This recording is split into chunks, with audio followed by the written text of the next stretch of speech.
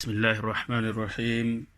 الحمد لله رب العالمين، والصلاة والسلام على أشرف الأنبياء والمرسلين نبينا محمد وعلى آله وصحبه أجمعين، أما بعد.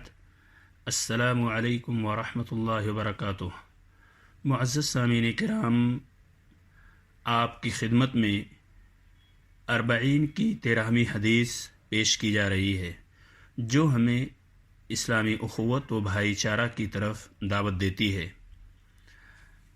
عن ابی حمزۃ انس بن مالک رضی اللہ عنہ خادم رسول اللہ صلی اللہ علیہ وسلم عن النبی صلی اللہ علیہ وسلم قال لا يؤمن احدكم حتى يحب لأخيه ما يحب لنفسه، رواہ البخاری و مسلم.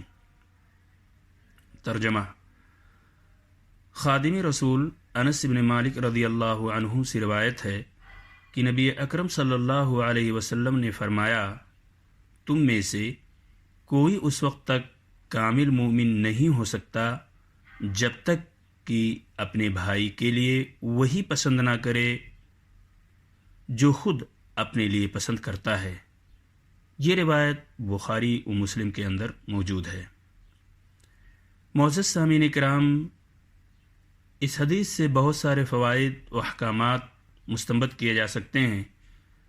انہی میں سے چند فوائد و احکامات آپ سماعت فرمائیں.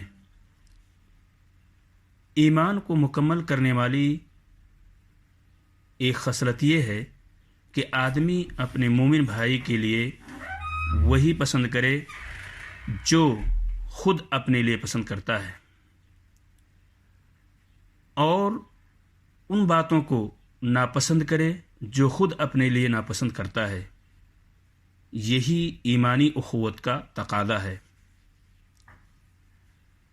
اگر کوئی شخص اپنے بھائی کے لیے وہی پسند کرے جو خود اپنے لیے پسند کرتا ہے تو اس سے بہت ساری بیماریاں ختم ہو سکتی ہیں. ہمیشہ اس کا دل بغض و کینہ اور حسد و جلن سے محفوظ رہے گا، کیونکہ یہ برے اوصاف پیدا ہی اسی لیے ہوتے ہیں جب آدمی خود کو دوسروں سے ممتاز اور برتر رکھنا چاہتا ہے اور دوسروں کو اپنے برابر دیکھنا نہیں چاہتا ہے. اور اگر یہ اس حدیث پہ عمل کر لیا جائے تو ان ساری بیماریوں کا خاتمہ ہو سکتا ہے. اس حدیث سے یہ بھی معلوم ہوتا ہے کہ جس شخص سے مذکورہ صفت ختم ہو جائے اس کے ایمان میں کمی واقع ہو جاتی ہے.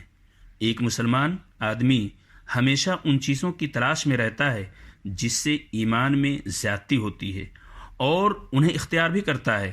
ساتھ ہی ایسی چیزوں سے اپنے ایمان کی حفاظت کرتا ہے جو ایمان کی کمی کا باعث ہوتی ہے. ان چیزوں سے بچتا ہے کہ کہیں ایسا نہ ہو کہ ہمارے ایمان کے اندر کمی واقع ہو جائے. معزز سامعین کرام، اگر مسلمان اس حدیث کے مضمون کو اپنے معاشرے میں نافذ کر لیں تو ایک بے مثال، بے داغ، قابل رشک سماج، سوسائٹی وجود میں آ جائے گی جو اس حدیث کا مصداق ہوگا، جس میں آپ صلی اللہ علیہ وسلم نے فرمایا ہے کہ باہمی محبت و شفقت میں مومنوں کی مثال ایک جسم جیسی ہے. کجسد واحد، ایک جسم جیسا ہے. اگر ایک عضو کو تکلیف ہوتی ہے تو سارا بدن بخار اور بیداری کے ساتھ تڑپ جاتا ہے. ایک جسم کے کسی بھی حصے کو پریشانی ہوتی ہے تو وہ درد جسم کے سارے اعضاء کو پہنچتا ہے. یہ حدیث بخاری و مسلم کے اندر ملے گی.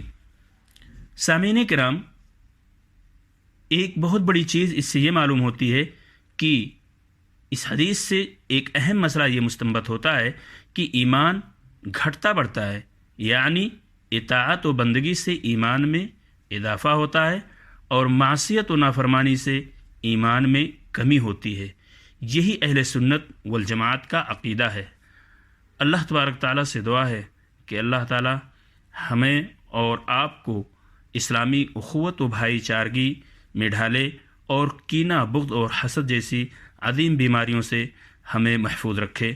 آمین۔ السلام علیکم ورحمۃ اللہ وبرکاتہ۔